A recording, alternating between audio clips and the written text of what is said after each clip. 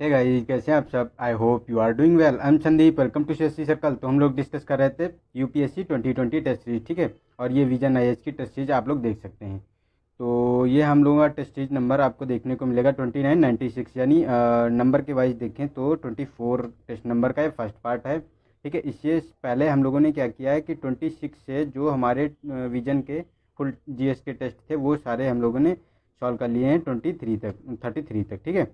तो ये आप लोगों ने अगर नहीं देखे हैं तो मैंने उनकी प्लेलिस्ट बना दी है, आप ये मेरे यूट्यूब चैनल के प्लेलिस्ट में जाके देख सकते हैं, ठीक है। और ये हमारा 34 का फर्स्ट पार्ट है। और गाइज सॉरी, क्योंकि एक्चुअली क्या हुआ, मेरी आंखों में थोड़ी सी प्रॉब्लम आ गई थी, तो मतलब आंखें बहुत पेन कर रही थी, तो मैं वीडियो रिकॉर्ड नहीं कर पा रहा था। तो कई बच्चों के जो है कमेंट आ रहे थे कि सर प्लीज़ वो वीडियो डाल दीजिए, तो मैं नहीं कर पाया, इसके लिए सॉरी। और आगे से आप लोगों को कोई प्रॉब्लम नहीं देखने को मिलेगी, आपको जो है अल्टरनेट डेज पे जैसे हम लोग सॉल्व करते थे वैसे ही आपको वीडियो मिल जाएंगे, ठीक है। तो थोड़ी प्रॉब्लम थी, इसीलिए गाइज मैं नहीं कर पाया, इसके लिए मैं सॉरी आप लोगों से क्षमा चाहता हूँ, ठीक है। तो आगे से आप लोगों को जो है वही पैटर्न में देखने को मिलेगा, ठीक है। हालांकि अभी बहुत अच्छी मेरी जो आंखें हैं बहुत अच्छी नहीं हैं, क्योंकि एक्चुअली क्या है कि पेन थोड़ा सा अभी है। तभी मैं कई बच्चों के जो कमेंट आ रहे थे इसलिए मैं ये रिकॉर्ड कर रहा हूँ, ठीक है। अगर कोई प्रॉब्लम हो तो प्लीज़ डोंट माइंड, मैनेज कर लेंगे ना सर, ठीक ठीक है। तो चलते हैं क्वेश्चन नंबर फर्स्ट पे। तो इसमें कहा गया है कि लेखानुदान के संदर्भ में निम्नलिखित कथनों पर विचार कीजिए। तो फर्स्ट है कि इसका उद्देश्य विनियोग विधेयक के पारित होने तक के होने वाले व्यय की आपूर्ति के लिए भारत की आकस्मिक निधि से धन प्राप्त करना। सेकेंड है कि यह एक संसदीय अभिकरण है और भारतीय संविधान में इसका उल्लेख नहीं है। तो देखो ये गलत कहा गया है इसमें, क्योंकि इसका भारतीय संविधान में इसका आपको देखने को मिलेगा आर्टिकल 116 के अंतर्गत इसका पूरा प्रोविज़न किया गया है, ठीक है। तो ये हमारा गलत हो गया। और फर्स्ट में भी ये गलत है, क्योंकि ये आकस्मिक निधि से नहीं, ये जो है भारत की जो संचित निधि से है आपको उससे देखने को मिलेगा, ना कि आकस्मिक निधि से, ठीक है। तो हमारे दोनों स्टेटमेंट गलत हो जाते हैं, तो इसका डी ऑप्शन हमारा सही है, ठीक है। चलते नेक्स्ट पे। नेक्स्ट में कहा गया कि भारत में राष्ट्रीय इलेक्ट्रॉनिक्स नीति 2019 के उद्देश्यों में निम्नलिखित में से कौन शामिल है, ये बताना है। तो फर्स्ट है कि इसका उद्देश्य 2025 तक $100 मिलियन का टर्नओवर प्राप्त करने हेतु आर्थिक विकास के लिए electronics system development and maintenance के लिए घरेलू विनिर्माण और निर्यात को बढ़ावा देना है। सेकेंड है, इसका उद्देश्य उभरते प्रौद्योगिकी क्षेत्र जैसे कि 5G, आर्टिफिशियल इंटेलिजेंस आदि के लिए व्यापक स्टार्टअप पारितंत्र ढांचा तैयार करना है। थर्ड है कि यह साधारणीय अपशिष्ट प्रबंधन में अनुसंधान और नवाचार को बढ़ावा देने हेतु लक्षित है।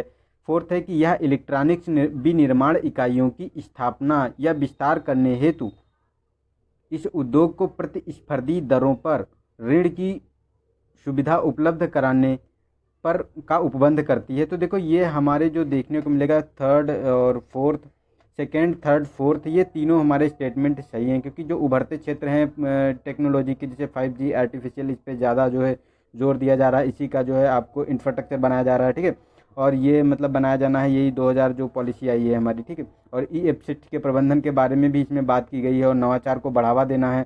और जो ये कहा गया है कि जो ये मतलब जो इलेक्ट्रॉनिक विनिर्माण इकाइयाँ हैं इनकी स्थापना और विस्तार के लिए प्रतिस्पर्धी दरों पर ऋण की सुविधा भी उपलब्ध कराना है, ठीक है। इस नीति का एक हिस्सा है। लेकिन जो ये कहा गया है कि फर्स्ट में कि इसका उद्देश्य 2025 तक $100 मिलियन का टर्नओवर प्राप्त करना, तो ये गलत है। ये 100 मिलियन नहीं, ये $400 मिलियन का जो है आपको देखने को मिलेगा टर्नओवर प्राप्त करना है, ठीक है। तो ये हमारा गलत हो गया और 2, 3, 4 हमारे सही हो जाते हैं। तो हमारा ऑप्शन आपको देखने को मिलेगा बी सही है, ठीक है।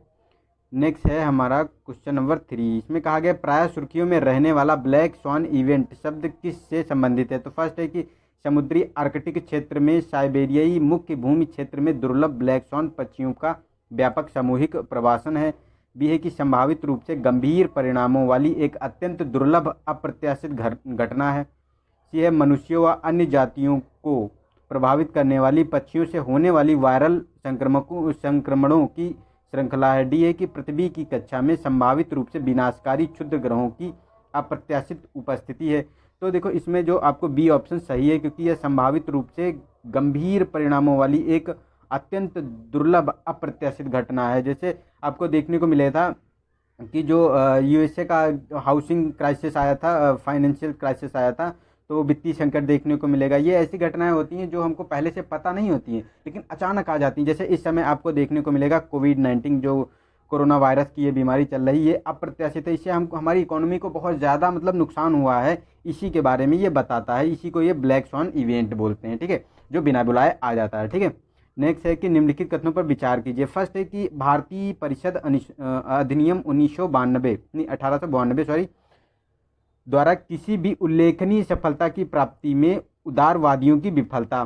सेकेंड है समाज सुधारकों के विचार और भारतीय संस्कृति का पुनरुद्धार। थर्ड है कि 1896 से 97 में गंभीर अकाल और बम्बई प्रेसिडेंसी में प्लेग। और 20वीं शताब्दी के पहले दशक में उग्रवादी विचारधारा के उद्भव के संबंध में उपयुक्त कारणों में से कौन सा सही है ये बताना है। तो देखो इसमें ये जो 20वीं शताब्दी के पहले दशक के उग्रवादी विचारधारा के जो उसका उद्भव हुआ था यानी विकास हुआ था उसके संबंध में बताना है।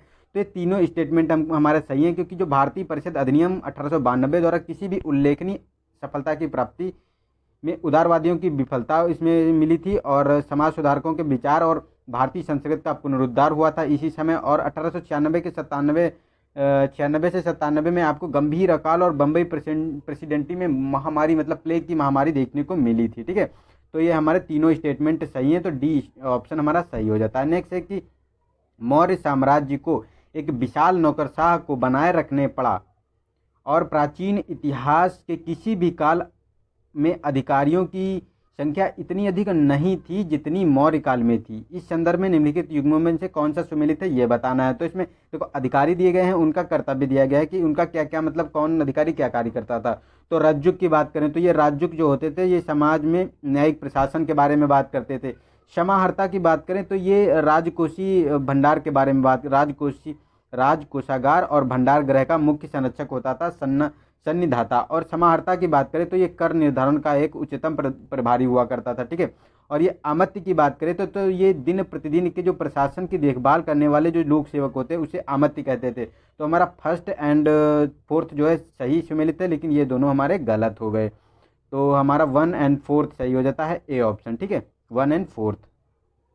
नेक्स्ट है हमारा 6 क्वेश्चन नंबर, इसमें अधिमानी शेयरों के संदर्भ में निम्नलिखित कथनों में से कौन सा सही सुमेलित है ये बताना है। तो फर्स्ट है कि ये शेयर कंपनी की आय से निरपेक्ष रहते हुए एक निश्चित दर पर लाभांश का भुगतान करते थे। सेकेंड है लाभांश के भुगतान के संदर्भ में ये कुछ इक्विटी शेयर धारकों को अधिमान्यता प्रदान करते थे। तो ये दोनों स्टेटमेंट सही हैं जो हमारी अधिमानी शेयरों के संदर्भ में कहा गया है। तो दोनों स्टेटमेंट ये सही हैं, तो हमारा सी ऑप्शन सही हो जाता है, ठीक है।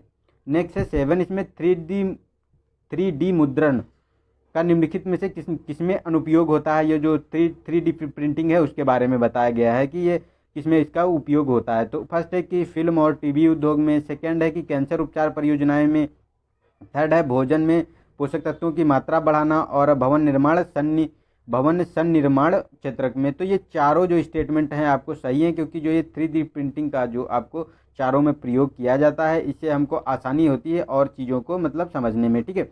ताकि जो है उसका एक होलोग्राफिक डायग्राम बनाया जाता है, जैसे 3D प्रिंटिंग का एक अधिमानी जो एक पहले से ही प्लान बना लिया जाता है, जिससे कि वो सारी जो है व्यवस्थाएं हम उनको व्यवस्थित तरीके से कर पाएँ। इसके लिए इसका जो है बहुत तेज़ी से प्रचार प्रसार हो रहा है इस समय, ठीक है, 3D प्रिंटिंग का हमारे जीवन में। और ये महत्वपूर्ण भी है, क्योंकि आगे जब हमको होलोग्राफिक एक डायग्राम मिल जाता है तो हमारी चीज़ें बहुत आसान हो जाती हैं करने में, ठीक है। तो इनका इन क्षेत्रों में प्रयोग होता है। नेक्स्ट है कि महाराष्ट्र में 16वीं और 17वीं शताब्दी के दौरान विकसित भक्ति आंदोलन महाराष्ट्र धर्म किसकी उपासना से संबंधित है। तो ए ऑप्शन है कि शिव की, बी है विठोबा की, और सी ऑप्शन है कि कृष्ण की, डी है राम की। तो इसका देखो जो बी ऑप्शन ये सही है कि विठोबा जो कहा गया है, विठोबा यही महाराष्ट्र धर्म से संबंधित थे। और इसके प्रवर्तक की बात करें तो इसके प्रवर्तक जो आपको तुकाराम देखने को मिलेंगे, और इसका केंद्र आपको महाराष्ट्र में पढ़रपुर में देखने को मिलेगा। और ये विठोबा का अर्थ होता है विष्णु के उपासक, मतलब ये विष्णु के उपासक हुआ करते थे, ठीक है, सब लोग। इसी के बारे में ये कहता है महाराष्ट्र धर्म। नेक्स्ट है 9 क्वेश्चन नंबर, इसमें कहा गया हाल ही में वन अनुसंधान संस्थान द्वारा गंगा नदी के लिए भारत की पहली जल ग्रहण क्षेत्र शोधन योजना विकसित की गई है। जल ग्रहण क्षेत्र उपचार योजना का उद्देश्य होता है। तो फर्स्ट है कि जल ग्रहण क्षेत्र में वनीकरण को बढ़ावा देना। सेकेंड है जलाशयों में समय पूर्व गाद भराव कम करना और जल विद्युत संयंत्रों की दक्षता बढ़ाना। तो ये तीनों स्टेटमेंट सही है, क्योंकि जो ये जल ग्रहण क्षेत्र के बारे में जो बात करता है, तो इसका जो वनीकरण बढ़ाना, इससे भी जल ग्रहण क्षेत्र बढ़ता है और उसकी गाद जो उसमें जमा होती है उसे निकाल देते हैं, तो उससे भी उसका क्षेत्र बढ़ता है, क्योंकि जो है उसमें गाद जमा होती है तो पानी इधर उधर जाने लगता है। लेकिन अगर हम गाद निकाल देते हैं तो पानी आसानी से और अपने डेस्टिनेशन तक पहुंच जाता है। ठीक है, तो ये हमारे तीनों स्टेटमेंट सही हैं, तो हमारा ये डी ऑप्शन सही हो जाता है इसका। ठीक है, नेक्स्ट है ट्रिप्स के बारे में बताना है, ट्रिप्स प्लस के संदर्भ में। तो इसके बारे में कौन सा सही है ये बताना है। तो यह एक अनन्य रूप से अल्प विकसित देशों के बीच व्यापार के लिए विश्व व्यापार संगठन यानी WTO द्वारा निर्धारित बौद्धिक संपदा अधिकार IPR सुरक्षा मापदंडों को संदर्भित करता है। सेकेंड है कि यह विश्व व्यापार संगठन के दोहा विकास एजेंडे का एक भाग है। तो ये गलत है, ये विश्व व्यापार संगठन के दोहा एजेंडे का क्या मतलब, ये किसी भी एजेंडे का भाग नहीं बना है। ठीक है, जो है ट्रिप्स प्लस के बारे में बात की जा रही है इसमें।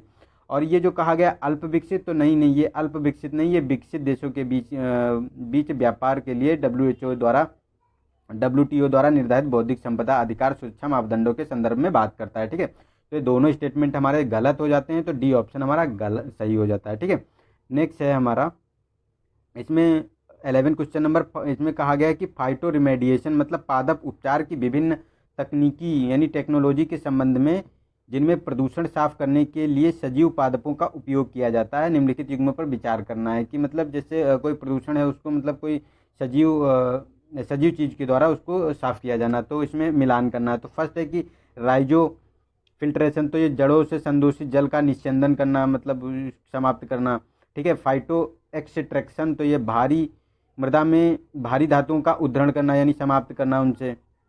और ये फाइटो ट्रांसफॉर्मेशन की बात करें तो ये पादप उपापचयन के माध्यम से संदूषकों का निम्नीकरण।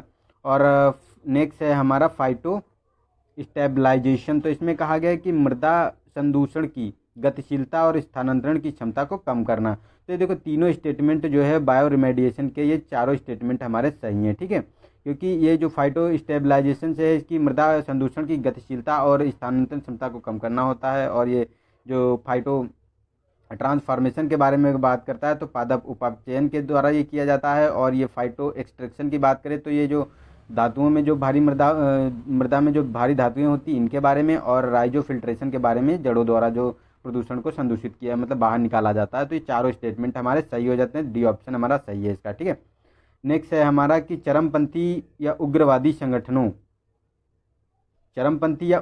संगठनों और उनके प्रभाव क्षेत्र के निम्नलिखित युग्मों पर विचार करना है। तो संगठन दिए गए हैं और उनका आधार क्षेत्र दिया गया है। तो फर्स्ट है हिजबुल्लाह, तो ये लेबनान से संबंधित है। अल शबाब की बात करें तो इराक से। और बोको हराम नाइजीरिया।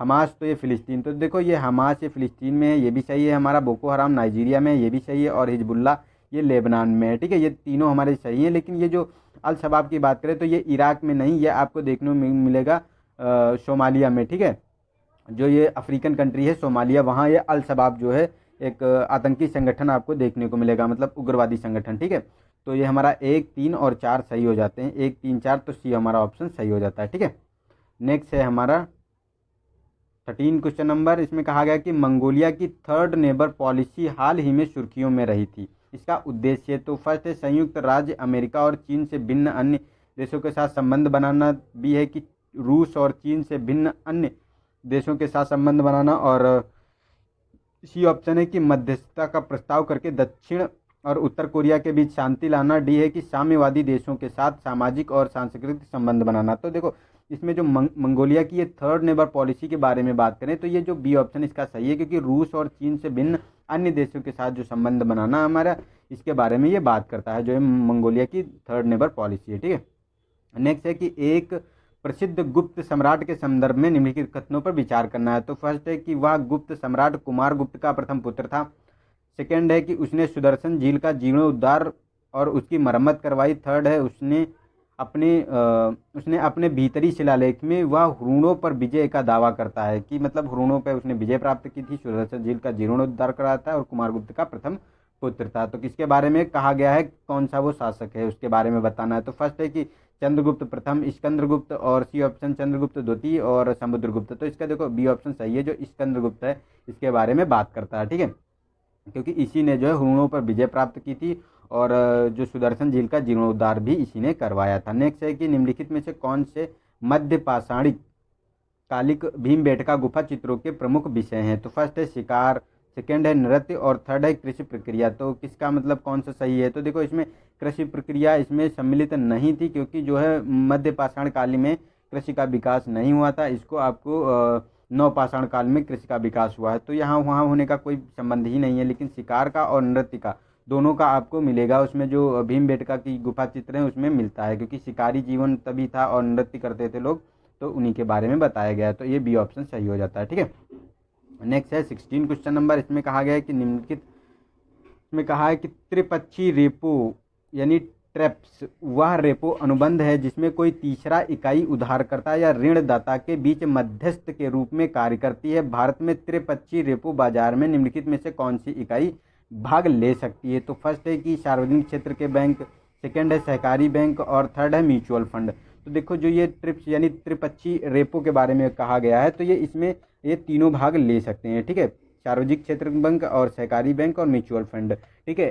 तो हमारा तो ये डी ऑप्शन इसका सही हो जाता है। इसके अंतर्गत इसके साथ साथ और भी जैसे हमारे सार्वजनिक क्षेत्र के बैंक तो ले ही सकते हैं, म्यूचुअल फंड हो गया, बीमा कंपनीज हो गई, फाइनेंशियल इंस्टीट्यूशन हो गए और एनबीएफसीज हो गई, माइक्रो फाइनेंशियल बैंक होते हैं वो भी इसमें भाग ले सकते हैं, ठीक है। तो ये मतलब इसीलिए ये रेपो यानी ट्रिप्स का बनाया गया था, जो त्रिपक्षीय रेपो बाजार में संबंधित हैं ये। नेक्स्ट है कि 17 क्वेश्चन नंबर। इसमें कहा गया है कि निम्नलिखित घटनाओं में से सही कालक्रम में व्यवस्थित कीजिए। तो फर्स्ट है कि दिल्ली समझौता, सेकेंड है दिल्ली घोषणा और थर्ड है दिल्ली प्रस्ताव। तो देखो इसमें देखने को आपको मिलेगा जो ये दिल्ली प्रस्ताव था ये 1927 में आया था, ठीक है, और ये दिल्ली घोषणा की बात करें तो ये 1929 में आया था, और ये दिल्ली समझौता की बात करें तो ये 1931 में, ये जो हमारा गांधी इरविन पैक्ट था उसके बारे में बात करता है। तो हमारा ये सुमेलित करने की बात करें तो 3-2-1 हमारा बी ऑप्शन सही हो जाता है, ठीक है। नेक्स्ट है कि निम्नलिखित युग्मों में से सही सुमेलित है। तो इसमें जल विद्युत परियोजनाएं दी गई हैं और भागीदार देश दिया गया है कि किसके साथ कौन सी जल विद्युत परियोजना है, ठीक है। तो ये पंचेश्वर की बात करें तो ये नेपाल, और चूखा की बात करें तो भूटान, और मंगदेछू की बात करें तो चीन। तो ये देखो थर्ड हमारा गलत है, ये चीन के साथ नहीं, ये भी हमारी भूटान के साथ ही देखने को मिलती है, और चूखा भी भूटान के साथ में है, पंचमेश्वर नेपाल के साथ में। तो 1 और 2 हमारे सुमेलित है, ठीक है। ये भारत और नेपाल की दोनों साझेदार जो है ये देशों के साथ ये जल विद्युत परियोजनाएं हैं, ठीक है। नेक्स्ट है हमारा 19 क्वेश्चन नंबर। तो इसमें कहा गया है कि अमेरिका भारत की 2+2 मंत्री स्तरीय वार्ता भारत और संयुक्त राज्य अमेरिका के मध्य उच्च स्तर का संस्थागत तंत्र है। इस वार्ता में शामिल मंत्रालय हैं तो वाणिज्य एवं विदेश मंत्रालय, रक्षा एवं विदेश मंत्रालय, वित्त एवं रक्षा मंत्रालय, और डी ऑप्शन है वित्त एवं विदेश मंत्रालय। तो इनके बारे में बताना है कि कौन से ये मतलब सम्मिलित हैं जो ये हम भारत और अमेरिका की जो 2+2 जो वार्ता होती है। तो इसमें देखो ये बी ऑप्शन सही है, इसमें रक्षा मंत्रालय और विदेश मंत्रालय सम्मिलित होते हैं। इसमें रक्षा मंत्रालय के मंत्री और विदेश मंत्रालय के मंत्री द्वारा इनमें जो वार्ता होती है इनमें, ठीक है। नेक्स्ट है कि हरिजन अभियान के संदर्भ में निम्नलिखित कथनों में से विचार करना है। तो फर्स्ट है कि इसकी उत्पत्ति महात्मा गांधी की अखिल भारतीय अस्पृश्यता विरोधी लीग 1932 से जोड़कर देखा जा सकता है। सेकेंड है इसे संपूर्ण देश में समर्थन प्राप्त था। तो ये गलत है, क्योंकि इसमें इसको जो है मान्यता देने के लिए जो हिंदू समाज था वो अपना विरोधी मानता था, क्योंकि कहता था अगर ये मतलब अस्पृश्यता का मतलब ये अगर जो हो जाएगा तो ये जो शूद्र हैं ये अपने दलित वर्ग के लोग हैं ये मंदिरों में प्रवेश करेंगे, और ये मतलब इसमें इसीलिए बंगाल में भी इसका बहुत ज़्यादा विरोध हुआ था, ठीक है। तो इसको जो है अखिल भारतीय स्तर पर समर्थन प्राप्त नहीं था। तो ये फर्स्ट ऑप्शन इसका सही हो जाता है, ठीक है। ये ऑप्शन केवल 1 सेकेंड गलत है हमारा। नेक्स्ट है कि संघ सूची और राज्य सूची के मध्य संघर्ष के समाधान है जो उच्चतम न्यायालय ने विभिन्न निर्णयों के माध्यम से कुछ सिद्धांत निर्धारित किए हैं। इस संदर्भ में निम्नलिखित सिद्धांतों में से कौन सा एक सही सुमेलित है ये बताना है, सही है तो ये बताना है। तो फर्स्ट है कि तत्व या सार का सिद्धांत, सेकेंड है छद्म विधायन का सिद्धांत, तो ये दोनों स्टेटमेंट सही हैं, क्योंकि ये बी ऑप्शन इसका सही है, क्योंकि जो उच्चतम न्यायालय का ये निर्णय था इसमें यही कहा गया था जो राज्य और संघ सूची के बारे में है। क्योंकि तत्व का मतलब था, इसमें अगर देखने को मिलेगा तो तत्व का मतलब था कि किसी विषय का मूल विचार होना, और सार का मतलब होता है कि किसी चीज़ का आवश्यक हिस्सा होना। जैसे मतलब जो अब संघ सूची की बात करें तो तत्व मतलब जो संघ सूची के विषय है उस पर जो है संघ अपना संघ और राज्य सूची पे अपना राज्य जो है कानून बनाए, राज्य विधानमंडल, तो उन्हीं के बारे में बात किया गया था। ठीक है, तो इसीलिए कि इसका मतलब जो सिद्धांत है, जो जिसके लिए जो प्रोविज़न किया गया वही उस पर नियम बना सकता है। और छद्म विधान की बात करें तो इसमें होता था कि मतलब जो मतलब जिसका प्रत्यक्ष रूप से जिसे प्रत्यक्ष रूप से प्रयोग नहीं किया जा सकता उसे अप्रत्यक्ष रूप से भी नहीं प्रयोग किया जा सकता। जैसे मतलब कहें कि जैसे संविधान में कोई आर्टिकल अगर है कि उसके अंतर्गत किसी विधि को बनाया जाए तो वो सही होता है, लेकिन अगर उसका उल्लेख नहीं है संविधान में और उसका कोई नियम बना दिया जाता है तो वो असंवैधानिक हो जाता है। ठीक है, तो इसके बारे में ये बात करता है, तो हमारा सी ऑप्शन ये सही हो गया। नेक्स्ट है 22, इसमें कहा गया कि निम्नलिखित पर विचार कीजिए। तो फर्स्ट है कि यह मध्य प्रदेश के लगभग संपूर्ण पश्चिमी क्षेत्र कवर करने वाला एक विशाल पठार है। सेकेंड है इसे नर्मदा बेसिन के उत्तर में रतलाम, उज्जैन और राजगढ़ जिले सम्मिलित हैं। थर्ड है चंबल, माही, छिप्रा, बेतवा और पार्वती इस क्षेत्र की प्रमुख नदियां हैं। तो उपयुक्त कथन में किस पठार का वर्णन किया गया है? तो फर्स्ट है मालवा का पठार, बुंदेलखंड का पठार, मध्य भारत का पठार, और डी ऑप्शन है बघेलखंड का पठार। तो देखो ये आपको देखने को मिलेगा जो मध्य प्रदेश का पश्चिमी क्षेत्र, यहाँ मालवा का पठार आपको देखने को मिलता है। ठीक है, और ये मालवा पठार के बारे में बात करता है, तो ये ऑप्शन हमारा सही हो जाता है। नेक्स्ट है 23, इसमें कहा गया कि जैव संदीप्ति किस जीव द्वारा प्रकाश के उत्पादन और उत्सर्जन की परिघटना है? निम्नलिखित में से जीव यह परिघटना प्रदर्शित करता है कि कौन सा जीव इस परिघटना को प्रदर्शित करता है? यानी मतलब जो लाइट रात में जो जैसे जुगनू है ये मतलब लाइट जो प्रोवाइड कराते हैं उनके बारे में। तो फर्स्ट है कि जेली फिश, सेकेंड है एगलर फिश, और जंगली उल्लू, फोर्थ है जुगनू। तो देखो इसमें जो जंगली उल्लू है ये मतलब ये जैव संदीप्ति मतलब फ्लोरेसेंस जो है होती है उसके बारे में बात नहीं करता है, क्योंकि जो होती है बायोल्यूमिनेसेंस होता है ये जुगनू में आपको देखने को मिलेगा, एगलर फिश में देखने को मिलेगा और जेली फिश में देखने को मिलेगा। ठीक है, तो 1 सेकेंड और फोर्थ तो हमारा सी ऑप्शन सही हो जाता है। ठीक है, तो नेक्स्ट चलते हैं कि यंग बंगाल आंदोलन की विफलता के कारण के निम्नलिखित में से कौन से कारक उत्तरदायी हैं? तो इसमें यंग बंगाल आंदोलन के बारे में यह एक वास्तविकता को समझने में विफल रहा। सेकेंड है इसके विचारों को पोषित होने के लिए सामाजिक परिस्थितियां परिपक्व नहीं थी। थर्ड है कि इसके विचार रूढ़वादी थे तथा युवाओं को आकर्षित नहीं करते थे। तो देखो ये थर्ड गलत है, क्योंकि ये रूढ़वादी नहीं थे। इवन इसमें कहा गया है कि इनके विचार जो जो यंग आंदोलन की बात करें तो ये जो विवियन डिरीजियो थे इन्हीं के नेतृत्व में चला था। ठीक है, और इनके विचार इतने आधुनिक थे, इवन कहा जाता है कि जो राजा राम मोहन के विचार थे तो उनसे भी इनके आधुनिक विचार माने जाते हैं। ठीक है, इसीलिए ये विफल माना जाता है। तो इसमें फर्स्ट एंड सेकेंड स्टेटमेंट हमारे सही हैं, क्योंकि ये भारतीय वास्तविकता को समझने में विफल रहे थे और इसके विचारों को पोषित करने के लिए सामाजिक परिस्थितियां परिपक्व नहीं थी तब जब ये यंग बंगाल आंदोलन हुआ था। तो हमारा फर्स्ट एंड सेकेंड सही है। नेक्स्ट है 25, इसमें कहा गया कि निम्नलिखित कथनों पर विचार कीजिए। तो फर्स्ट है ट्रांस फैट हाइड्रोजनीकल तेलों में पाई जाने वाली संतृप्त वसा है।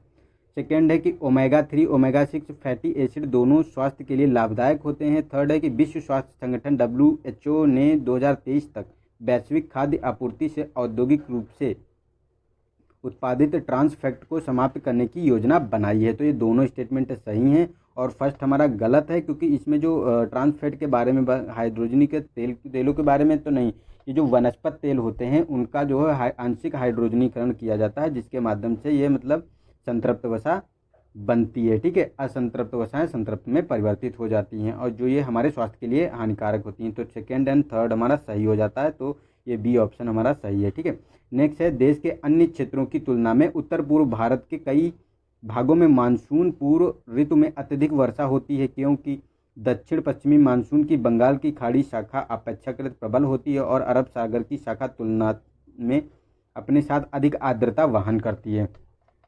सेकेंड है इस क्षेत्र देश के इन देश के अन्य क्षेत्रों की तुलना में उत्तर पूर्व भारत में मानसून का आगमन जल्दी होता है। सी है कि कुछ भागों में उत्तर पश्चिमी विक्षोभों का प्रभाव होता है और सामान्य रूप से बंगाल की खाड़ी में इस क्षेत्र की निकटता है। थर्ड है कि डी ऑप्शन है कि उत्तर पूर्व की स्थलाकृति के कारण वर्षा पर्यांत अत्यधिक वर्षा होती है। तो इसके बारे में बताना है कि कौन सा मतलब इसका सही है, सॉरी। तो अगर बात करें तो इसमें जो ऑप्शन हमारा जो सही है इसका, तो जो ये हमारा देखने को मिलेगा इसमें सी ऑप्शन, ये हमारा सही है। क्योंकि कुछ भागों में ऐसा होता है कि उत्तर पश्चिमी विक्षोभों का प्रभाव होता है जो सामान्य रूप से बंगाल की खाड़ी से इस क्षेत्र की निकटता है, इसीलिए वहाँ जो है ज़्यादा वर्षा होती है। ठीक है। नेक्स्ट है कि कभी कभी सुर्खियों में रहने वाला पारंपरिकता का सिद्धांत है, तो मूल अधिकारों से संबंधित है या राज्य के नीति निर्देशक से या सेवा का कर नियम या नागरिकता संबंधी नियमों से। तो देखो ये देखने को मिलेगा सी ऑप्शन, ये सही है। क्योंकि जो ये सेवा कर नियम से संबंधित है, इसमें अभी हाल ही में देखने को मिला था जो सुप्रीम कोर्ट ने निर्णय दिया था कलकत्ता क्लब के बारे में। ठीक है। उसके बारे में कि उसके जो सदस्य होते हैं उन पे जो है कर लगाने का और कर एकत्र करने का और कर देने का जो अधिकार है उस पर नहीं लगाया जा सकता। ये अधिकार नहीं है कि वो क्लब के मेंबर पर लगा सके। ठीक है। उसी के बारे में ये निर्णय आया था, यही एक पारंपरिकता का सिद्धांत होता है। ठीक है। तो ये सी ऑप्शन सही हो जाता है, सेवा कर नियम से। ठीक है। नेक्स्ट है विधायी निकायों के संबंध में। नेक्स्ट है कि विधायी निकायों में गण पूर्ति के संबंध में निम्न कथनों पर विचार करना है। तो फर्स्ट है कि संसद की गण पूर्ति से संबंधित प्रावधानों में संसद के विशेष बहुमत द्वारा संशोधन किया जाता है। सेकेंड है राज्यसभा में गण पूर्ति में सभापति की गणना नहीं की जाती है। थर्ड है कि किसी राज्य की विधानसभा कानून द्वारा अपनी बैठक का गठन करने के लिए आवश्यक गण पूर्ति का निर्णय कर सकती है। तो देखो सेकेंड भी सही है और थर्ड भी सही है, लेकिन जो फर्स्ट में कहा गया है कि विशेष बहुमत के लिए संशोधन की जरूरत होती है तो ये गलत है। क्योंकि इसमें साधारण बहुमत से जो है गण पूर्ति के लिए आपको प्रावधान किया जाता है, जो है संसद के साधारण संशोधन के लिए साधारण बहुमत की आवश्यकता होती है। ठीक है। और इसमें जो है राज्यसभा के सभापति की गणना इसलिए नहीं होती है क्योंकि क्या होता है कि वो मतलब उपराष्ट्रपति उसका सभापति होता है, जो उसका सदस्य नहीं होता है राज्यसभा का, इसीलिए उसकी गणना नहीं की जाती है। तो ये सेकेंड और थर्ड सही हो जाते हैं, फर्स्ट हमारा गलत है क्योंकि ये साधारण बहुमत से होता है। तो सी ऑप्शन हमारा सही हो जाता है। नेक्स्ट है कि पावागढ़, कुमुथी और भंडला और कुरनूल स्थानों में क्या समानता है। तो फर्स्ट है परमाणु ऊर्जा संयंत्र है, सेकेंड है जल विद्युत परियोजना है, थर्ड है कि प्राचीन जल निष्कासन प्रणाली है और डी ऑप्शन है कि सोलर पार्क है। तो ये डी ऑप्शन सही है कि ये सोलर पार्क आपको देखने को मिलेंगे। पावागढ़ की बात करें तो जो ये पावागढ़ की बात करें तो ये आपको कर्नाटक में देखने को मिलेगा। ठीक है। ये 200 मेगावाट का सोलर पार्क है। और कुमुथु की बात करें तो ये आपको देखने को मिलेगा तमिलनाडु में। और ये भांडला की बात करें तो ये राजस्थान में है, जो इंडिया का सबसे बड़ा सोलर पार्क है। ठीक है। 2055 मेगावाट का। ठीक है। और ये कुरनूल की बात करें तो ये आंध्र प्रदेश में आपको देखने को मिलता है। ठीक है। नेक्स्ट है कि निम्नलिखित युग्मों पर विचार करना है। फर्स्ट है कि प्राचीन नाम और आधुनिक नाम दिए हुए हैं। तो किलोन की बात करें तो कोल्लम, और वाल्टेयर की बात करें विशाखापट्टनम, प्रयाग ज्योतिषपुर, तो ये प्रयागराज। तो देखो ये हमारा थर्ड ऑप्शन गलत है क्योंकि ये प्रयाग ज्योतिषपुर जो है ये असम का पुराना नाम है। ठीक है, ना कि प्रयागराज का। और वाल्टेयर विशाखापट्टनम का है, किलोन कोल्लम का है जो केरल में आपको देखने को मिलता है। ठीक है। तो ये हमारा सही हो जाता है option first and second, B option सही हो जाता है। ठीक है। नेक्स्ट है 31 क्वेश्चन नंबर। इसमें कहा गया है कि यह केवल अरावली की निचली पहाड़ियों पर और विंध्य श्रृंखला के कुछ स्थानों पर उगने वाली वृक्ष की प्रजाति है या कॉलोनी बनाती है जिसमें हर वृक्ष अपने पड़ोसी वृक्ष की प्रतिकृति होती है। पर्पल हार्डवुड के रूप में जाने जाने वाला यह वृक्ष पशुधन की आवश्यकताओं की पूर्ति और ज्ञात सबसे कठोर काष्ठों में से एक का उत्पादन करते हुए अरावली श्रृंखला के मांगल बनी वन के संवेदनशील पारिस्थितिकी तंत्र को संगठित बनाए रखता है। तो ये उपयुक्त परिच्छेद में किस वृक्ष के बारे में वर्णन किया गया है तो ये बताना है। तो फर्स्ट है ढोक के वृक्ष, बी है पलाश के और बरगद के वृक्ष या अमलतास के वृक्ष। ठीक है। तो ये ऑप्शन सही है, ये ढोक के वृक्ष के बारे में बताया गया है। ठीक है।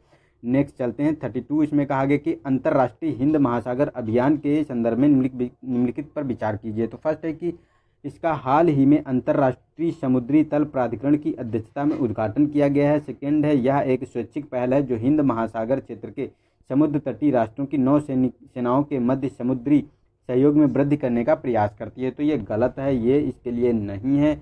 ये मतलब जो अंतर्राष्ट्रीय हिंद महासागर अभियान है ये क्या करता है, ये है कि ये मतलब जलीय क्षेत्र की जो हिंद महासागरीय क्षेत्र है उसकी सर्वेक्षण करता है। उसमें जो है मत्स्य संसाधन की बात करता है, जो मछलियां हैं उनकी संसाधन की बात करता है कि कितने हैं, और उसमें जो आपको देखने को मिलेगा इसके अंतर्गत जो मानसूनी परिवर्तन हो रहे हैं उनकी गणना करने के लिए, और मानव द्वारा जो अपशिष्ट फेंके जा सकते हैं या गए हैं जो हमारे न्यूक्लियर के द्वारा, उसके बारे में ये बात करता है। ये उसकी पूरी रिपोर्ट तैयार करता है। तो ये ना तो कोई प्राधिकरणिक अध्यक्ष का उद्घाटन हुआ है, ये दोनों ही के स्टेटमेंट गलत हैं। इसका ये न्यूज़ में क्यों था, क्योंकि इसका पहली बार सर्वे आपको देखने को मिलेगा कराया गया था 1959 से 1965 के बीच में, और सेकेंड अभी हुआ है 2015 से 2020 के अंतर्गत, ठीक है। उसी के बारे में ये बात करता है। तो उनमें ये मतलब इसीलिए ये न्यूज़ में बहुत ज़्यादा था। तो इसका डी ऑप्शन सही हो जाता है, कोई भी स्टेटमेंट इसका सही नहीं है, ठीक है। नेक्स्ट है 33, इसमें संसदीय या विधानसभा निर्वाचन क्षेत्र की रिटर्निंग अधिकारी संबंधित संसदीय या विधानसभा क्षेत्र में चुनाव का संचालन करने के लिए एक उत्तरदायी होता है। भारत में राष्ट्रपति या उपराष्ट्रपति के चुनाव के लिए रिटर्निंग अधिकारी कौन हो सकता है, ये बताना है। लोकसभा अध्यक्ष फर्स्ट है, सेकेंड है निर्वाचन आयुक्त, और थर्ड है लोकसभा या राज्यसभा महासचिव। तो इसका देखो थर्ड केवल सही है, क्योंकि जो हमारा राष्ट्रपति या उपराष्ट्रपति का जो रिटर्निंग ऑफिसर होता है जिसके समक्ष हम क्या करते हैं, अपना आवेदन करते हैं चुनाव लड़ने के लिए, ठीक है। तो ये हमारा लोकसभा या राज्यसभा का महासचिव होता है। तो थर्ड ऑप्शन हमारा सही है और ये दोनों गलत हैं। नेक्स्ट है हमारा 34, इसमें कहा गया है कि पारंपरिक ज्ञान डिजिटल लाइब्रेरी के संदर्भ में निम्नलिखित कथनों पर विचार करना है। तो फर्स्ट है कि यह पारंपरिक ज्ञान डिजिटल ज्ञान संग्रह जिसे अनैतिक पेटेंट के माध्यम से होने वाले शोषण को रोकने के लिए तैयार किया गया है। सेकेंड है, यह वाणिज्य और उद्योग मंत्रालय और नीति आयोग के मध्य एक सहयोगात्मक परियोजना है। थर्ड है कि बायोपायरेसी को रोकने के लिए इस तक पहुंच केवल भारतीय संस्थाओं तक ही सीमित है। तो जो इसमें ये पारंपरिक ज्ञान डिजिटल लाइब्रेरी के में बात करें तो इसमें आपको देखने को मिलेगा ये जो कहा गया है कि बायोपायरेसी को रोकने के लिए इस तक पहुंच केवल भारतीय संस्थानों तक ही सीमित है, तो ये गलत है, क्योंकि ये मतलब एक समझौता है जिसके अंतर्गत 5 इसमें संगठन शामिल है। इसमें यूरोपीय पेटेंट शामिल है, यूरोपियन पेटेंट और जर्मन पेटेंट के साथ साथ भारतीय पेटेंट, यूनाइटेड स्टेट पेटेंट और ट्रेडमार्क पेटेंट, ठीक है, ये शामिल हैं, ठीक है। तो इसमें केवल भारतीयों तक ही सीमित नहीं है। और ये देखो, ये जो वाणिज्य मंत्रालय, उद्योग और नीति आयोग की पहल के अंतर्गत नहीं आता है। ये आपको देखने को मिलेगा साइंस एंड टेक, ठीक है, साइंस एंड टेक प्लस जो स्वास्थ्य एवं परिवार कल्याण मंत्रालय है इसके अंतर्गत जो ये आयुष के अंतर्गत जो आयुर्वेद के अंतर्गत आता है, ठीक है, उसी के अंतर्गत इसका संचालन संयोगात्मक परियोजना है उसी के मध्य, ठीक है। तो ये हमारा केवल फर्स्ट इसमें सही है, क्योंकि ये डिजिटल ज्ञान संग्रह है जिसके अंतर्गत अनैतिक पेटेंट के माध्यम से होने वाले शोषण को रोकने के लिए तैयार किया गया है, ठीक है। तो हमारा केवल फर्स्ट स्टेटमेंट सही हो गया। नेक्स्ट है कि 35, इस प्रकार की जलवायु ठंडी, शुष्क शीत ऋतु और गर्म आर्द्र ग्रीष्म ऋतु होती है। शीत ऋतु का तापमान हिमांक से कम होता है, इस दौरान भारी हिमपात होता है। आर्कटिक से आने वाली अपतटीय धाराओं से शीतलन प्रभाव के साथ ग्रीष्म ऋतु उष्ण होती है, यद्यपि वर्षा पर्याप्त वर्षा होती है और किंतु ग्रीष्म ऋतु में अधिकतम हो जाती है। शीत ऋतु के दौरान महाद्वीपीय अंतरिक्ष क्षेत्रों में शुष्क पछुआ पवनें बाहर की ओर प्रवाहित होती हैं। दक्षिणी गोलार्ध में यह जलवायवीय प्रदेश में काफ़ी हद तक अनुपस्थित है। और उपरोक्त परिच्छेद में विश्व में निम्नलिखित में से किस जलवायु प्रदेश के बारे में वर्णन किया गया है। तो जो ये आपको देखने को मिलेगा इसमें देखो है ब्रिटिश जलवायु तुल्य है, लॉरेशियन जलवायु है, उष्ण कटिबंधीय सवाना है, चीन तुल्य जलवायु है। तो ये बी ऑप्शन इसका सही है, क्योंकि ये जो लॉरेशियन जलवायु है उसी के बारे में ये सारी बातें बताई गई हैं, ठीक है, जो उसका बेस्ट वर्णन सही मतलब वर्णन करती हैं। नेक्स्ट है कि निम्नलिखित कथनों पर विचार करना है। फर्स्ट है कि ग्रिफिन वस्तुएं वह वस्तुएं होती हैं जिनकी विशिष्ट प्रकृति और दर्जे के प्रतीक के रूप में अपील के रूप कारण बढ़ने पर मांग में वृद्धि होती है। सेकेंड है वेवलेन वस्तु वह वस्तु होती है जिसकी स्थानापन्न वस्तु की कमी न होने पर के कारण कीमत बढ़ने पर भी मांग में वृद्धि होती है।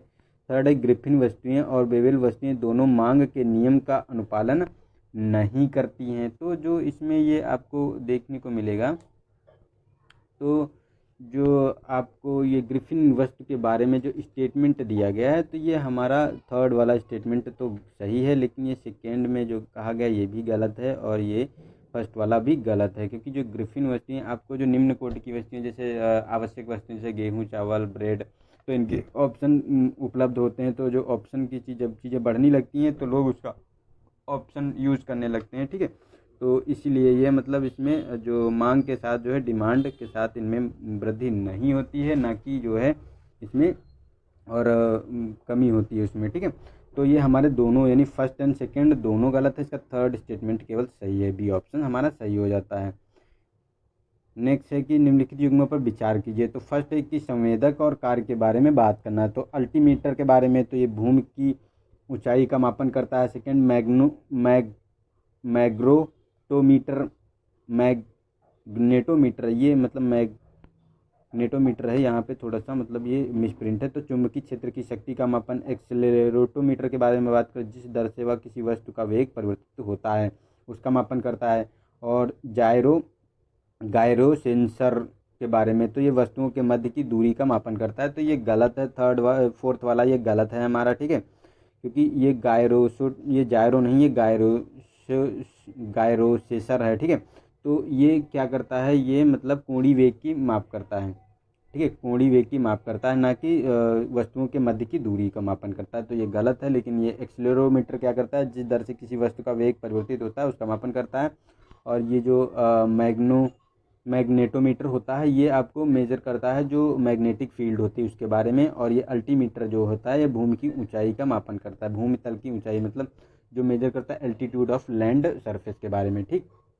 तो हमारा ये 1, 2, 3 हमारा सही हो जाता है, सी ऑप्शन, ठीक है। नेक्स्ट चलते हैं हम 38 पे। इसमें कहा गया है कि 1930 के दशक के उत्तरार्ध में आरंभ किए गए मुस्लिम जनसंपर्क कार्यक्रम के संदर्भ में निम्नलिखित कथनों पर कौन सा सही है ये बताना है।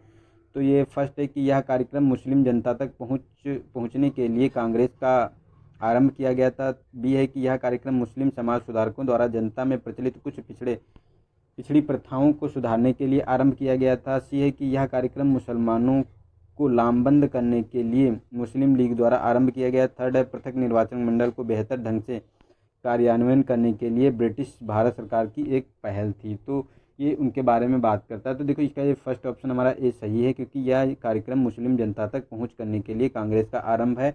और ये जो है 1937 में जो जवाहरलाल नेहरू के नेतृत्व में चलाया गया था, ताकि हिंदू मुस्लिम एकता को बरकरार किया जा सके, ठीक है, इसके लिए चलाया गया था। 39 में हम देखते हैं कि आर्थिक और तकनीकी सहयोग समझौता ETCA भारत और किनके मध्य जारी समझौता वार्ता है। तो इसमें आपको देखने को मिलेगा ए ऑप्शन मालदीव, बी है श्रीलंका, सी है संयुक्त राज्य अमेरिका और डी है जापान। तो ये बी ऑप्शन आपको ये श्रीलंका के साथ हमारा है आर्थिक यानी इकोनॉमिक टेक्नोलॉजी कोऑपरेशन एग्रीमेंट के बारे में बात करता है, ठीक है। तो जो है फ्री ट्रेड एग्रीमेंट ये मतलब कर रहा है इंडिया और श्रीलंका के बीच, ताकि जो है हम व्यापार को और भी श्रीलंका के साथ और भी ज़्यादा अपने संबंध मजबूत बना सकें और हम वस्तुओं का जो फ्री ट्रेड कर चुके हैं, ठीक है, इनके बारे में बात करता है। नेक्स्ट है 40 नंबर। इसमें कहा गया कि राष्ट्रपति उच्चतम न्यायालय के परामर्श के बिना UPSC के सदस्य को पदच्युत कर सकता है, यानी पद से हटा सकता है। तो किन किन आधारों के आधार पर? तो फर्स्ट है कि मानसिक और शारीरिक अक्षमता के आधार पर। सेकंड है दिवालिया घोषित होने के आधार पर। थर्ड है कदाचार के आधार पर। और फोर्थ है पद के कर्तव्य के बाहर या किसी भी संवैतनिक नियोजन में संलग्न होने के आधार पर। तो देखो ये जो कदाचार का आधार है ये आधार के उस पर नहीं ये कर सकता है। ये मतलब जो कदाचार का आधार है ये UPSC के सदस्य को जो या सदस्य या उसके अध्यक्ष को राष्ट्रपति न्यायालय में उसके मामले को जांच करने के लिए भेजता है, और जब सुप्रीम कोर्ट उसका सिफारिश करता है तब उसको पदच्युत कर सकता है कदाचार के आधार पर। लेकिन अगर मानसिक स्थिति, अक्षमता, दिवालिया या किसी मतलब संवैतनिक नियोजन में संलग्न पाया जाए तो राष्ट्रपति स्वयं उसे पदच्युत कर सकता है, उसे किसी की सलाह की आवश्यकता नहीं होती। तो सी ऑप्शन हमारा सही हो जाता है इसका, ठीक है। नेक्स्ट है हड़प्पा की मुहरों पर रूपांकनों के निम्नलिखित में से किन पशुओं को दर्शाया गया है। तो फर्स्ट है कि मगरमच्छ, सेकंड है भैंस गाय थर्ड है और बाघ फोर्थ है। तो देखो इसमें गाय को नहीं दर्शाया गया है, किसी भी उस पर मोहर पे नहीं मिला है, लेकिन मगरमच्छ, भैंस, बाघ और इसके साथ साथ आपको देखने को मिलेगा जैसे हाथी था, बैल था और बारहसिंघा था, इन चीज़ों का उस पर रूपांकन किया गया है। लेकिन गाय और सिंह और आपको देखने को मिलेगा गाय सिंह का जो है इसमें गाय सिंह और घोड़े तीन चीज़ों के रूपांकन मतलब उस पर मोहरों पे रूपांकन नहीं मिला है, ठीक है। लेकिन गाय भैंस और इन चीज़ों का सब पे मिला है। तो 1, 2 और 4 हमारा सही हो जाता है। 1, 2, 4 कौन ऑप्शन? ए ऑप्शन हमारा सही है, ठीक है। नेक्स्ट है कि यदि अर्थव्यवस्था में सभी लोग अपनी आय का वह अनुपात बढ़ा दें जिनकी वे बचत करते हैं तो अर्थव्यवस्था में बचत का कुल मूल्य बढ़ता नहीं है। निम्नलिखित में से कौन सा ऊपर वर्णित परिघटना का सर्वश्रेष्ठ रूप से संदर्भित करता है? तो ये देखो रिकॉर्डो का सिद्धांत, बी है पैरामीट्रिक शिफ्ट और डी है पैराडॉक्स ऑफ थ्रिफ्ट और एडम का सिद्धांत। तो इसका सी ऑप्शन सही है। जो पैराडॉक्स ऑफ थ्रिफ्ट का सिद्धांत है इसका प्रतिपादन कीन्स ने किया था, क्योंकि उनका मानना था कि अगर सभी लोग अपनी बचत का प्रोविज़न मतलब बचत करने लगेंगे तो उसका तो और वो मतलब मंदी का स्तर होता है तभी सभी लोग बचत करते हैं, क्योंकि मंदी के स्तर में पैसे कम होते हैं, लिक्विडिटी कम होती है, मार्केट में डिमांड कम होती है, तो उसके लिए लोग और भी बचत करते हैं कि आगे उसका हम प्रयोग करेंगे। तो उसमें जो होता है कि वो बचता उसका मूल्य बढ़ता नहीं है, बल्कि जो है अपरिवर्तित यानी अपरिवर्तित रहता है, क्योंकि सभी लोग ऐसा करते हैं, ना कि एक। यानी अगर कुछ समाज के कुछ लोग मतलब किसी इकोनॉमी में कुछ एक पार्ट के लोग ऐसा करें तो हो सकता है, लेकिन जब डिमांड ही नहीं रहेगी तो कैसे वो बचत का मूल्य बढ़ेगा, ठीक है। तो हमारा नेक्स्ट होगा, तो नेक्स्ट है हमारा कि 43 इसमें कहा गया कि पद XCC++ कभी सुर्खियों में कभी कभी सुर्खियों में रहा है। यह है तो एक देश के मौसम का पूर्वानुमान मॉडल है। सेकंड, अनन्य रूप से क्वांटम कंप्यूटरों के लिए एक नई प्रोसेसिंग भाषा है। थर्ड है, नासा द्वारा आकाशगंगा मंदाकिनी में खोजा गया पृथ्वी जैसा एक नया बहिर्ग्रह है। डी है कि CERN द्वारा पहली बार देखा गया एक प्रकार का क्वार्क या अपरमाणविक कण है। तो इसके बारे में बताना है कि कौन सा स्टेटमेंट सही है। तो ये देखो डी ऑप्शन इसका सही है। जो आपको देखने को मिलेगा CERN द्वारा पहली बार देखा गया एक प्रकार का क्वार्क या अपरमाणविक कण है, क्योंकि यह एक बैरियन है जो एक मतलब डल चार्ल बैरियन का सदस्य है, जो एक मतलब बेसिक कण होता है उसी के बारे में बात करता है। ये एक मतलब बेसिक कण जो होते हैं जो परमाणु के अपरमाणुक बेसिक कण होते हैं उन्हीं में ये एक नया प्रकार का कण खोजा गया है, ठीक है, जो बैरियन समूह का है। इसी को नाम दिया गया है XICC++, ठीक है। नेक्स्ट है स्वतंत्रता पूर्व और सूचित सहमति यानी EPIC का सिद्धांत संबंधित है। तो फर्स्ट है संभावित जोखिमों और लाभों के ज्ञान के साथ उपचार के लिए एक रोगी की अनुमति से है। सेकेंड है अपने क्षेत्र में विकासात्मक गतिविधियों के संबंध में देशज लोगों के अधिकार से है। सी है कि ऐसे राजनीतिक प्रश्न के संबंध में नागरिकों के अधिकारों से जो उसे सीधे निर्णय के लिए संदर्भित करते हैं। डी ऑप्शन है कि गिरफ्तारी आधार और अपनी पसंद की कानूनी सलाह के परामर्श करने से संबंध गिरफ्तार व्यक्ति के अधिकार से है। तो जो इसमें ये कहा गया है स्वतंत्र पूर्व और सूचित सहमति के सिद्धांत के बारे में, तो ये एक जो है ये अपने क्षेत्र में विकासात्मक गतिविधियों के संबंध में देशज लोगों के अधिकारों के बारे में बात करता है कि अगर उनके क्षेत्र में कोई देखने को मिलेगा कि विकासात्मक गतिविधि हो रही है, लेकिन वो उस क्षेत्र के लोग या उस पंचायत के लोग वहाँ के लोग जो उससे सहमत नहीं है तो वो विकासात्मक कार्य नहीं हो सकता। ये उनका अधिकार है, देशज अधिकार है। ये स्वतंत्र और पूर्व और सूचित सहमति के सिद्धांत पर आधारित है। ये आपको देखने को मिलेगा, ये हाल ही में मामला आया था। तो उड़ीसा में जो ये वेदांता ग्रुप है जो बॉक्साइट खनन के बारे में मतलब खनन करना चाहता था, तो उसमें एक डोंगरिया कूंज जनजाति है उड़ीसा में, ठीक है। वहाँ की पंचायत ने कहा कि हम लोग यहाँ आपको नहीं करने देंगे, उससे हम सहमत नहीं हैं, तो उसको रोक दिया गया था। वही प्रोजेक्ट उसी के बारे में ये न्यूज़ में था, ठीक है। नेक्स्ट है कि इस वक्र का उपयोग किसी भी परिमित संसाधन की समय के साथ संभावित उत्पादन दर का अनुमान लगाने के लिए किया जाता है। इसे चार्ट पर बनाया जाता है तो परिणाम सममित घंटाकार वक्र जैसा दिखता है। उपयुक्त विवरण में वक्र को संदर्भित करता है। तो फर्स्ट है लाफर वक्र, सेकंड है हर्बर्ट वक्र और बेवरेज वक्र, लॉरेंज वक्र। तो देखो जो ये आपको बी ऑप्शन देखने को मिलेगा, हर्बर्ट वक्र होता है यही जो आपको घंटाकार के रूप में दिखाई देता है, ठीक है, ऐसे घंटाकार के रूप में दिखाई देता है ऐसे। तो ये आपको देखने को मिल सकता है। लेकिन अगर बेवरेज वक्र की बात करें तो ये बेरोजगारी के बारे में बात करता है। लॉफर वक्र के बारे में अगर बात करें तो ये राजस्व एकत्र करने में जो करों का एकत्रण होता है उसके बारे में बात करता है। और लॉरेंज वक्र होता है जो ये किसी अर्थव्यवस्था के आय के वितरण के बारे में बात करता है। ठीक है, तो ये हर्बट वक्र के बारे में ये सही है हमारा बी ऑप्शन। नेक्स्ट है 46, इसमें कहा गया है कि निम्नलिखित में से कौन सी से अत्यधिक रेत और बजरी खनन से संबंधित निहितार्थ हैं। तो फर्स्ट है जल मार्ग परिवर्तन, जिससे संपत्ति की हानि और भूदृश्य का निम्नीकरण होता है। सेकंड है भू जल स्तर का नीचे गिरना और नदियों में व्यापक पैमाने पर विसर्पण होना।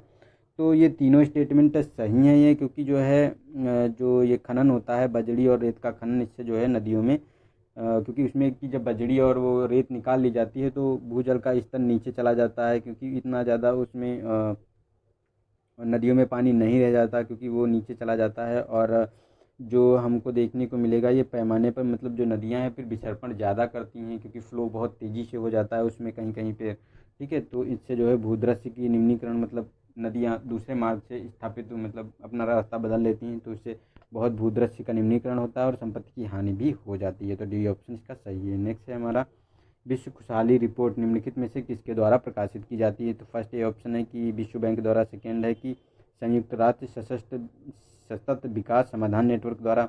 बी सी ऑप्शन है कि विश्व आर्थिक मंच द्वारा। और डी है द हैप्पीनेस फाउंडेशन द्वारा। तो इसका देखो बी ऑप्शन सही है। जो ये वर्ल्ड हैप्पीनेस रिपोर्ट के बारे में बात करें तो ये United Nations sustainable development solution network द्वारा जारी की जाती है। और इसमें जो है 156 कंट्री हैं। इसमें इंडिया की रैंक इस बार 144 आई है, पिछली बार 140 थी, तो 4 रैंक और हम पीछे चले गए हैं। ठीक है, और लगातार तीसरी बार फिनलैंड पहले स्थान पर बरकरार है। ठीक है, तो ये आप लोग याद रख सकते हैं, कहीं से भी क्वेश्चन आ सकता है। नेक्स्ट है कि नागरिक द्वारा हड़ताल करने का अधिकार है। तो मूल अधिकार है, संवैधानिक अधिकार है, नैसर्गिक अधिकार है या विधिक अधिकार है। तो देखो जो ये हमारा हड़ताल करने का अधिकार है ये हमारा विधिक अधिकार है, ना कि मूल अधिकार। आप लोगों को कंफ्यूजन हो सकता है कि शायद मतलब मूल अधिकार हो, लेकिन मूल अधिकार में इसे शामिल नहीं किया गया है, क्योंकि एक बिहार का केस हुआ था तो उसमें जजमेंट आया था उच्च सुप्रीम कोर्ट का कि ये मूल अधिकार नहीं है, ये विधिक अधिकार है। और ये आपको देखने को मिलेगा जो इंडस्ट्रियल डिस्प्यूट एक्ट था, ठीक है, 1947 का इंडस्ट्रियल डिस्प्यूट एक्ट था ये, जो आपको देखने को मिलेगा 1947 के अंतर्गत, उसी के अंतर्गत इसको जो है संविधिक दर्जा दिया गया था, इसीलिए इसे विधिक अधिकार बोलते हैं। नेक्स्ट है कि निम्नलिखित में से कौन से विषय भारतीय संविधान की 11वीं अनुसूची में उल्लिखित हैं। तो फर्स्ट है कि गैर परंपरागत स्रोत। थर्ड है कि तकनीकी प्रशिक्षण और व्यावसायिक शिक्षा। और थर्ड ऑप्शन है कि भूमि सुधार का कार्यान्वयन। फोर्थ है मलिन बस्ती और विकास उन्नयन। तो देखो ये जो गैर पारंपरिक ऊर्जा स्रोत और तकनीकी प्रशिक्षण व्यावसायिक शिक्षा और भूमि सुधारों का कार्यान्वयन, तो ये तीनों आपको 11वीं अनुसूची में देखने को मिलेंगे। ठीक है, लेकिन ये जो आपको मलिन बस्ती और स्लम यानी विकास उन्नयन की बात करता है ये 12वीं अनुसूची में आता है, जो ठीक है, जो 74वें संविधान संशोधन द्वारा जो नगर पालिका जो परिषद बनाई गई थी, ठीक, उसी के बारे में बात करता है। लेकिन ये जो 73वां संविधान संशोधन था पंचायती राज, ठीक है, उसी के अंतर्गत इन विषयों को शामिल किया गया है। तो हमारा 1, 2 और 3 सही है, तो हमारा सी ऑप्शन सही हो जाता है। नेक्स्ट है 50 क्वेश्चन नंबर। तो इसमें कहा गया है कि स्विफ्ट भुगतान के बारे में बताना कि कौन से कथन सही हैं। तो यह राष्ट्रों के बीच सुरक्षित रूप से धन राशियों के भुगतान हेतु एक वैश्विक रूप से जुड़ा हुआ इनक्रिप्टेड चैनल है।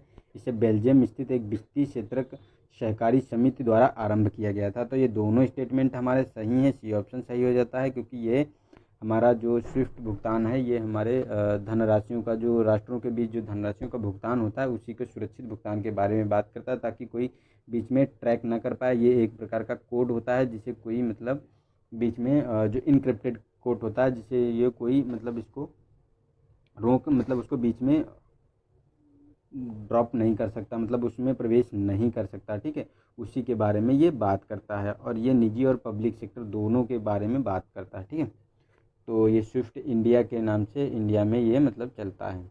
तो हमारा सी ऑप्शन हो गया तो सही। तो हम लोगों ने क्या किया कि 50 क्वेश्चन पूरे कर लिए। 50 का अगला आपको नेक्स्ट डे मिल जाएगा। ठीक है, अगले दिन मिल जाएगा इसका, तो आप लोग इसको एंजॉय कर सकते हैं। और अगर वीडियो पसंद आया तो इसे लाइक करें और अपने दोस्तों को जो मतलब स्टडी रिलेटेड हैं, स्टडी करते हैं, या आपके पास कोई स्टडी ग्रुप है तो उसमें आप लोग शेयर भी कर सकते हैं, ठीक है।